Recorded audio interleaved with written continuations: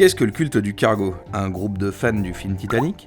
Il nous faut remonter à la guerre du Pacifique en 1942. Quand les soldats américains sont arrivés en Mélanésie, ils ne supposaient probablement pas qu'ils allaient carrément créer une religion malgré eux. En même temps, ils étaient pas vraiment venus pour ça à la base, mais pour se mettre sur la gueule contre l'Empire du Japon. Quand les aborigènes les ont vus débarquer, ils ont tout de suite remarqué quelque chose de très chelou. Ils roulaient tous en Tesla avec des chapeaux de cow-boy. Non, plus sérieusement, ce qui a fait tiquer les aborigènes, c'est qu'il suffisait aux soldats de parler dans une petite boîte pour qu'arrivent des bateaux ou des avions chargés de richesses, de vêtements et de nourriture. Depuis, les aborigènes ont créé un mythe autour de ces hommes qui parvenaient à faire venir des marchandises en un claquement de doigts et ont commencé à les imiter en fabriquant des vêtements similaires, en recréant leurs outils et en reproduisant leurs gestes dans l'espoir de voir arriver les mêmes marchandises. Le culte du cargo est donc devenu une expression pour définir une situation où quelqu'un copie des gestes qu'il a déjà vu faire sans les comprendre, en espérant obtenir le même résultat. Ce serait comme essayer de refaire une super bonne pizza que vous avez mangée au restaurant sans avoir la recette, mais en espérant y arriver uniquement parce que vous avez la même moustache que le pizzaiolo. Bon courage!